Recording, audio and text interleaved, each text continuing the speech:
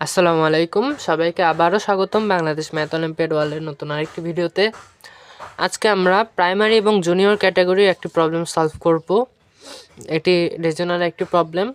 তোমরা যারা এটি সলভের চেষ্টা করতে চাও তারা চাইলে ভিডিওটা পজ করে প্রবলেমটা সলিউশনের চেষ্টা করতে পারো, পরে না পারলে ভিডিও সলিউশনটা দেখে নিতে পারো। আমরা ডাইরেক্ট প্রবলেমটা সলভ করা শুরু করব।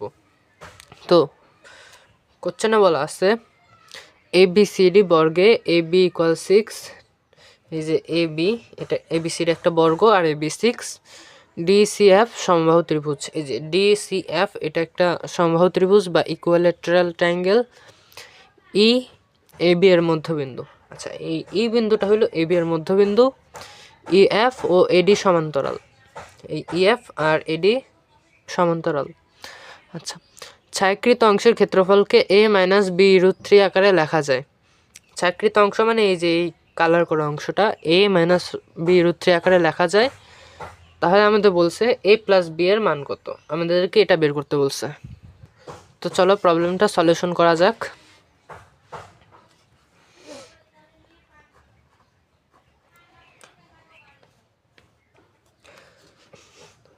দেখো আমাদের বলছে যে ABCD একটা বর্গ আর বলছে AB 6, তাহলে এই বর্গটার ক্ষেত্রফল হবে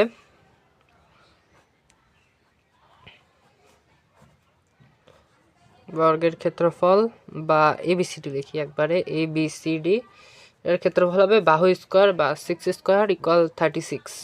এই পুরা বর্গটার ক্ষেত্রফল আসে 36।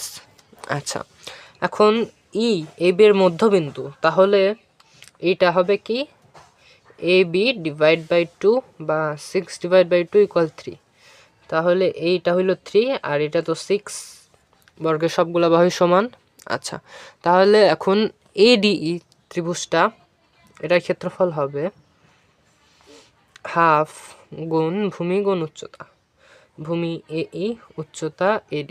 আচ্ছা, তো হাফ আর AE দেওয়া আছে 3 আর AD 6, তো এটা করলে আমরা পাবো 9।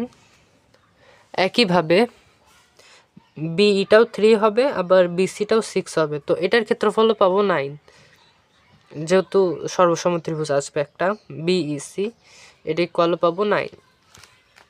আচ্ছা, তাহলে আমরা যদি এই সম্পূর্ণ বর্গটা থেকে এই অংশটা আর এই অংশটা বাদ দিই, তাহলে তো আমরা CED এই অংশটার ক্ষেত্রফল পাই। তো CED এটাকে লিখতে পারি